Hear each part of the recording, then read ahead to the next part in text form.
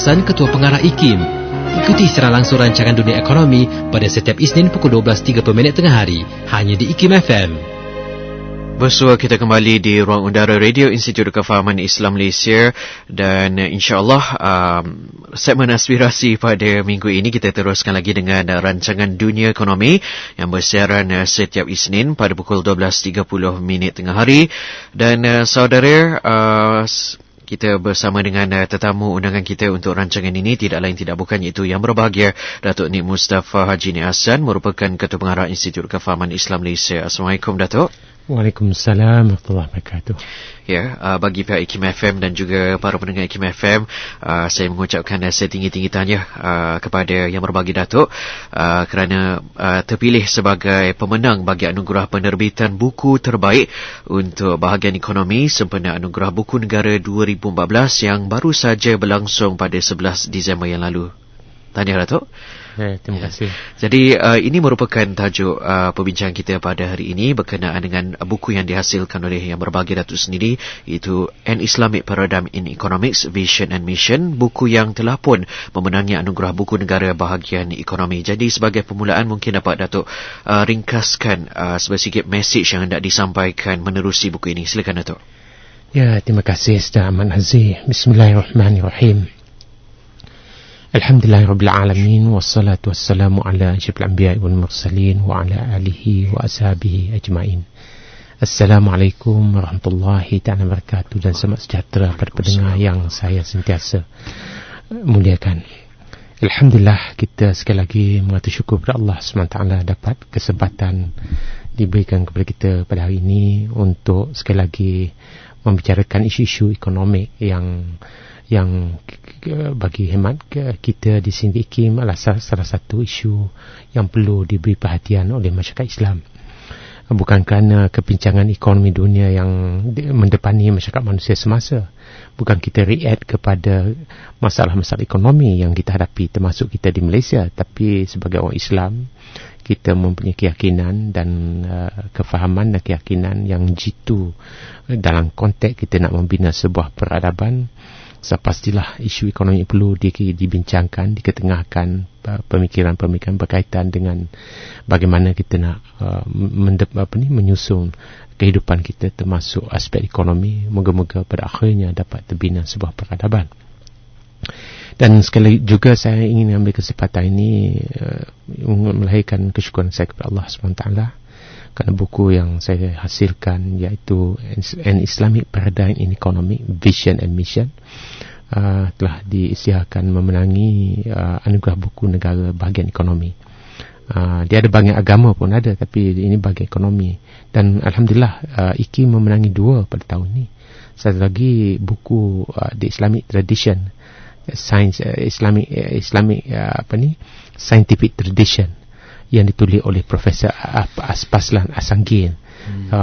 Beliau ialah merupakan seorang profesor daripada universiti di Turki. Pernah bertugas di ISTEC dahulu, di Malaysia ISTEC dahulu, dan pernah juga menjadi fellow pelawat di IKIM. Dan ketika beliau berada di IKIM, beliau menghasilkan sebuah buku, membuat kajian pendidikan dan terhasilnya sebuah buku ini. Dan buku ini juga dikemukakan untuk dipertandingkan dan memenangi bahagian sains. Yes, jadi kebanggaan Alhamdulillah IKIM sebagai sebuah institusi pemikir, institusi penyelidik, dapat pengiktirafan daripada buku-buku yang dihasilkan di bawah negara kita ni. Alhamdulillah. Bahkan inilah julung kalinya kami memenangi buku kerana kami memberi tindakan yang serius kepada penerbitan buku-buku, kerana idea-idea tercantik dalam buku ni insyaAllah kalau dimanfaatkan, kalau boleh dipikirkan ada manfaatnya, kalau dapat didalami dan dikuasai dan dijadikan kalau bolehlah dimanfaatkan, insyaAllah. Itulah kami sebagai penulis merasa satu kebanggaan dan keseronokan. Dan mesej yang seperti mana Ahmad Nazri bangkitkan saya, apakah mesej yang hendak saya tulis dalam buku ini.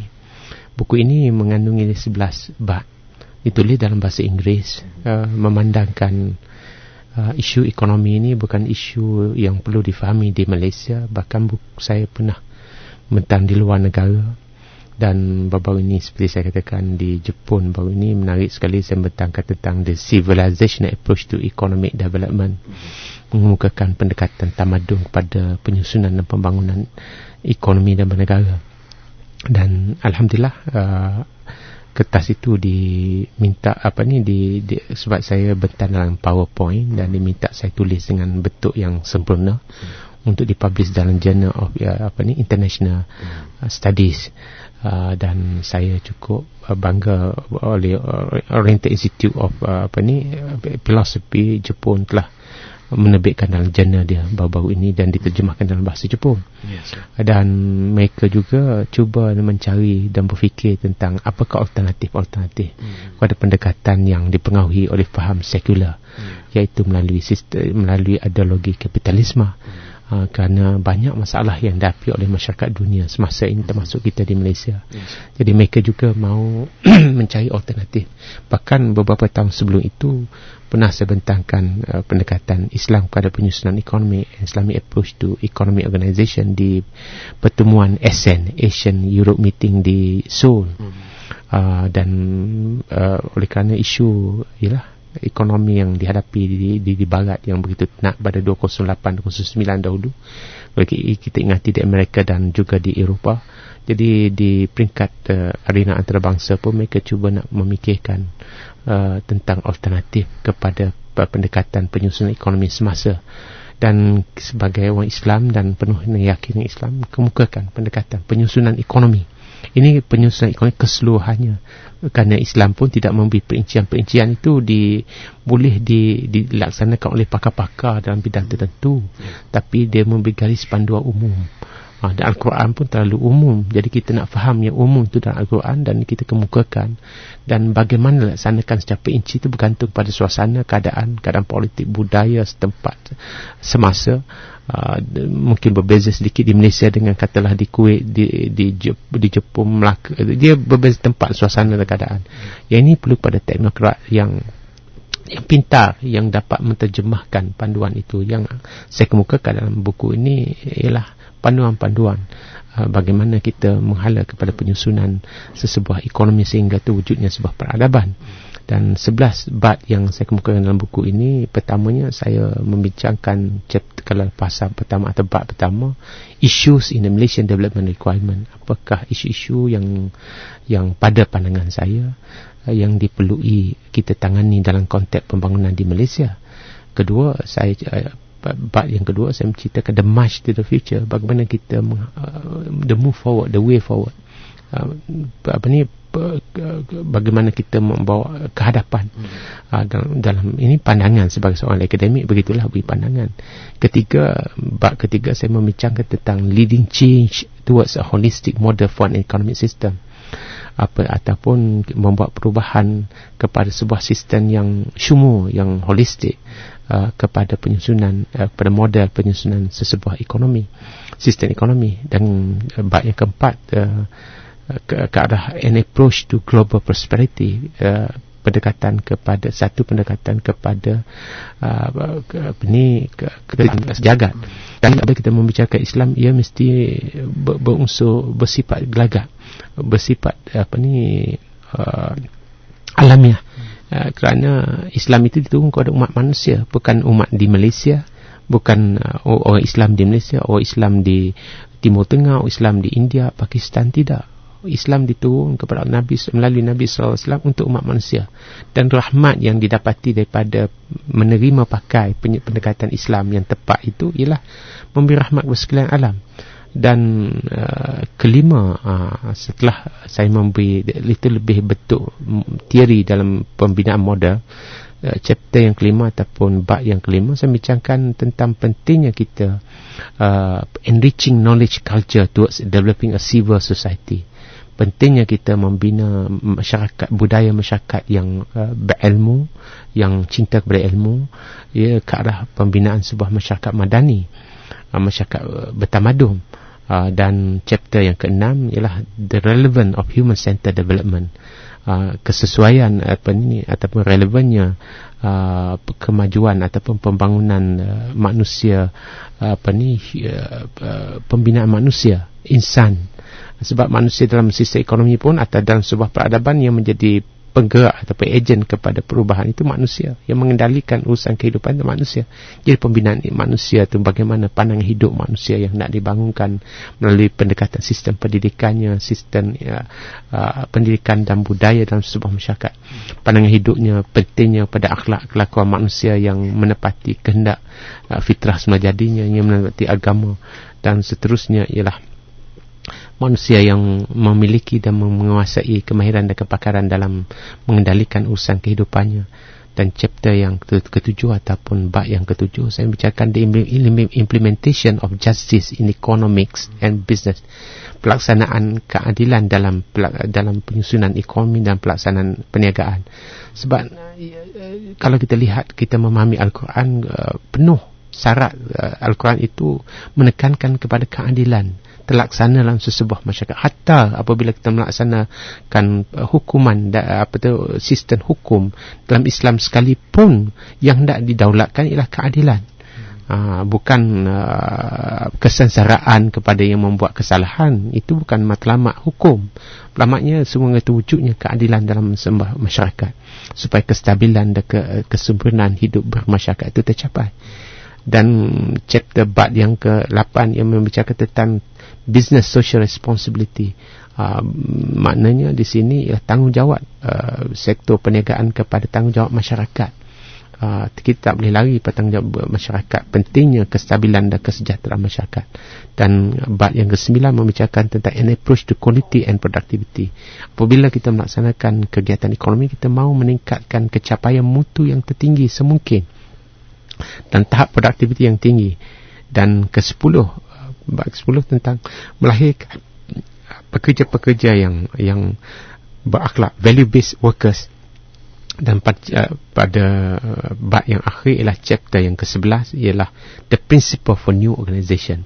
Oleh kerana kita melaksanakan tugas melalui organisasi-organisasi, maka apakah prinsip-prinsip kawalan dan bimbingan dalam kita mengendalikan sesebuah organisasi. Inilah 11 bab yang telah saya kemukakan dalam buku ini, Islamic Paradigm Economic, Islamic Paradigm Economic Vision and Mission. Jadi buku ini bukan sahaja menceritakan tentang teori, tetapi juga bagaimana kalau kita bagaimana Islam dalam membina kekuatan dalam pelbagai aspek ekonomi yang telah yang saya baca tentang beberapa muka surat, chapter-chapter ataupun bab-bab tersebut. Okey, terima kasih yang berbahagia Datuk Nick.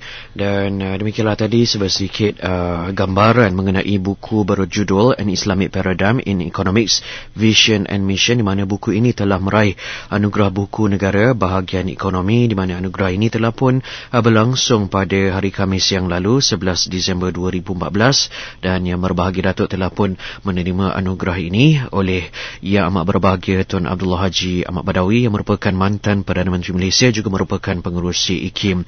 Dan untuk makluman bersama juga, buku ini telah pun berada di pasaran. Anda boleh bertanyakan kepada, untuk maklumat lanjut boleh bertanyakan kepada penerbit IKIM. Dan tidak silap saya, buku ini juga dibuat dalam bentuk audio CD, Datuk. Satu ketika dahulu pernah pun disiarkan dalam segmen bahasa Inggeris edisi Sabtu. Baiklah, kita akan menyambung kembali rancangan ini seketika nanti. Teruskan kesetiaan anda bersama IKIM FM, pilihan utama anda. Terima kasih bagi anda yang masih lagi sudi mengikuti rancangan Dunia Ekonomi bersama tetamu undangan kita pada hari ini yang berbahagia Datuk Nik Mustafa Haji Nik Hassan, merupakan Ketua Pengarah IKIM. Dan saudara, buku bertajuk An Islamic Paradigm in Economics, Vision and Mission. Buku ini mempunyai 156 muka surat membincangkan semua sudut kegiatan ekonomi yang bermula dari individu itu sendiri, masyarakat, organisasi dan sesebuah negara. Malah buku ini merupakan sebuah buku yang mengemukakan model penyusunan ekonomi untuk sesebuah negara dari perspektif Islam. Jadi bagaimana Datuk sendiri melihat kelainan buku ini dengan model sistem ekonomi semasa? Silakan Datuk. Ya, Cik Nazir, sudah pasti kelainannya cukup ketara. Oleh kerana asas falsafah yang menjadi guiding principle kepada penyusunan sesebuah ekonomi ataupun prinsip kawalan atau bimbingan kepada penyusunan sesebuah ekonomi itu berbeza. Dan banyak dalam segmen Dunia Ekonomi saya mengupaskan tentang perbezaan kita dengan asas falsafah sistem kapitalisme yang berideologi sekular ini sudah berbeza. Oleh ada kesamaan, apparent similarity, sebab dalam kita menyusui ekonomi ini menyentuh tentang gelagak pengguna, tentang produksi barangan, itu memang ada sama, tapi matlamat, objektif dan caranya pasti ada kelainannya. Tapi oleh kerana isu yang dibahaskan ialah isu ekonomi, pasti ada apparent similarity, tapi pada hakikatnya tidak sebegitu. Dan oleh kerana isu yang dibicarakan ini isu ekonomi, sama ada kita mana-mana sistem sekalipun, dan sistem Marxis sekalipun akan membincangkan tentang produksi, membincangkan tentang peningkatan pulangan kepada yang menyumbang, itu sistem upah, gaji, peranan pemerintah. Kalau sistem Marxis, peran pemerintah itu absolut, semuanya penentu kepada apa yang nak dihasilkan, kepada siapa yang nak dihasilkan, bagaimana nak dihasilkan. Persoalan-persoalan asas ekonomi akan ditentukan oleh pemerintah. Kalau sistem laissez-faire kapitalisme pula, semuanya ditentukan oleh pasar, sistem pasaran yang dia pemainnya ialah individu, dan pemain individu pula individu yang bagaimana, yang diandaikan, individu yang ada kepentingan diri, individu yang terlalu mementingkan diri untuk memuas nafsu. Ini yang membezakan kita dengan sistem itu. Yang Islam pula banyak kali dalam segmen dunia ekonomi macam. Jadi sudah pasti kelainan buku ini. Dan kaedah tentang metodologi penglibatan pemerintah dengan sektor swasta berbeza di antara sistem kapitalis dengan Islam. Walaupun laissez-faire itu seolah-olahnya sistem pasaran ini institusi Nazri, institusi di mana pertukaran barangan dan perkhidmatan berlaku.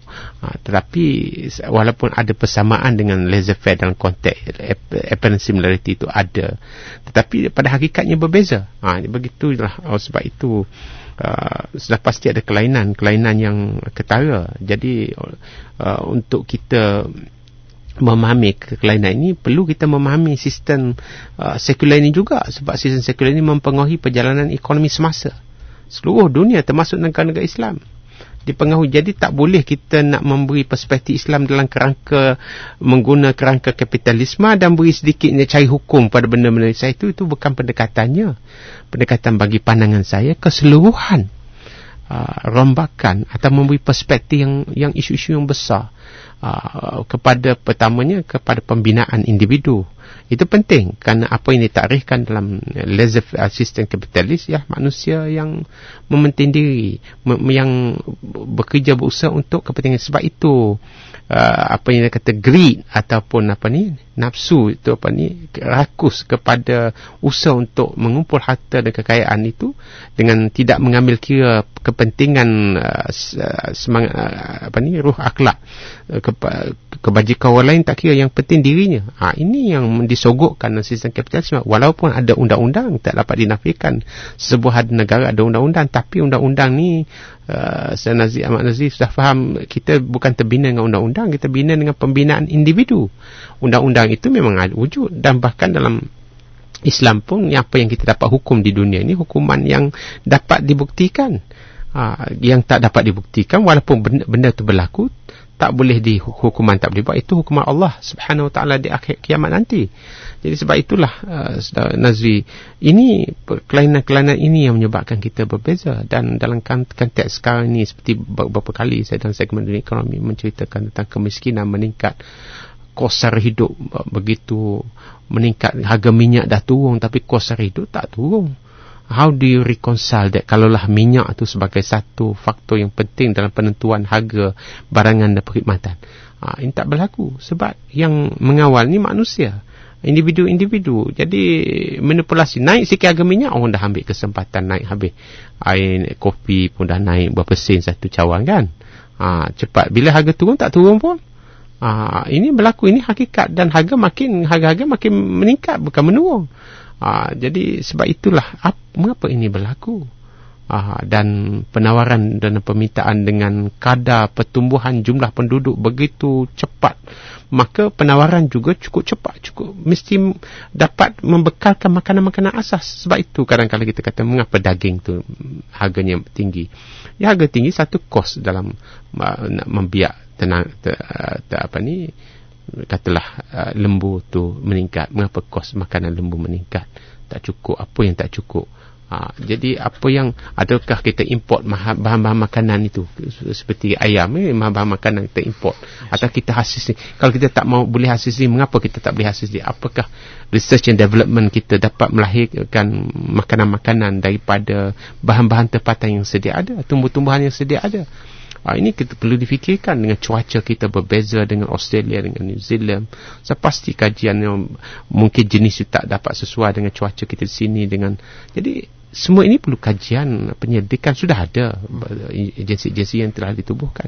Tapi mengapa bekalan itu masih tidak cukup dengan jumlah penduduk yang makin meningkat? Jadi ini persoalan-persoalan yang perlu kita, bukan mudah bercakap mudahlah, tapi maknanya kalau permintaan, penawaran dapat memenuhi permintaan, maka harga tak sepatutnya naik. Bahkan kalau penawaran melebihi, kita boleh ekspor ke luar negara. Jadi semuanya ini perlu diberi perhatian.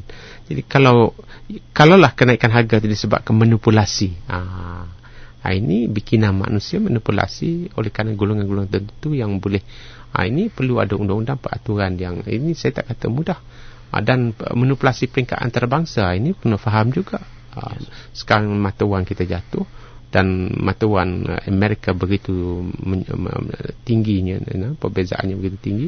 Kalau kita sudah sebelum ini berhutang dengan menggunakan currency Amerika, cuba bayangkan kalau 1 juta dulu kena bayar 3 juta lah kata, sekarang ni 3.5 juta.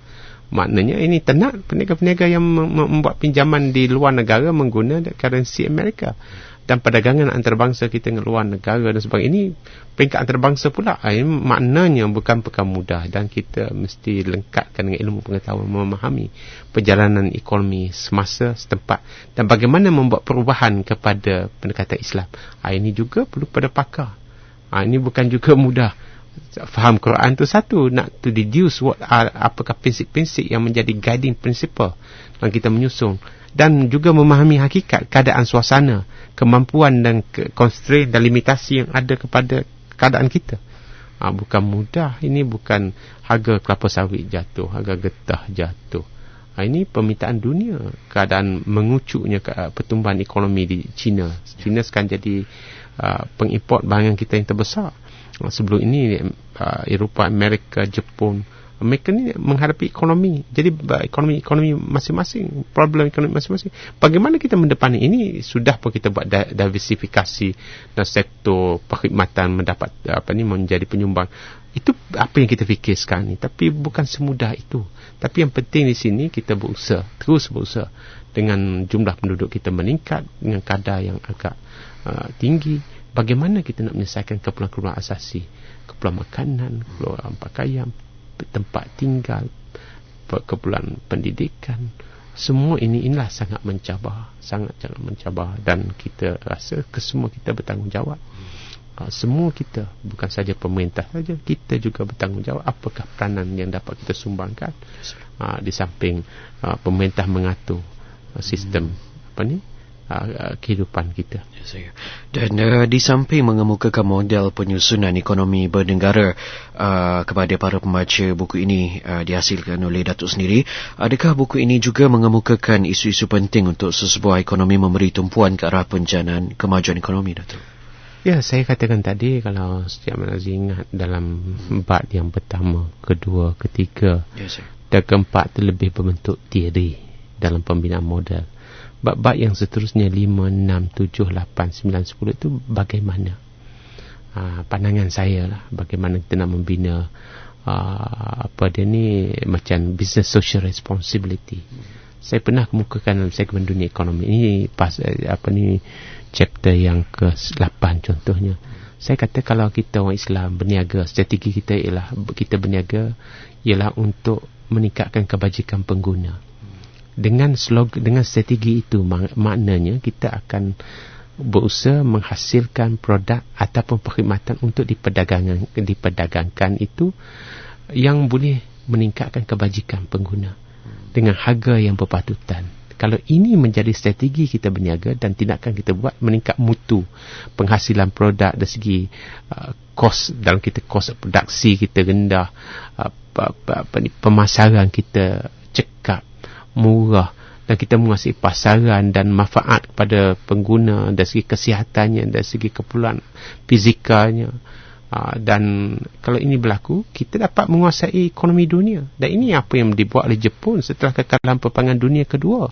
Mereka melaksanakan gerakan kualiti, dan tak sampai 3 dekad mereka menjadi kuasa dunia kedua terbesar ekonomi pada waktu itu. Sekarang Jepun juga menghadapi masalah kepincangan mereka ni sebab hal-hal lain, hal-hal yang menyebabkan harga rumah, properti begitu meningkat, begitu tinggi, harga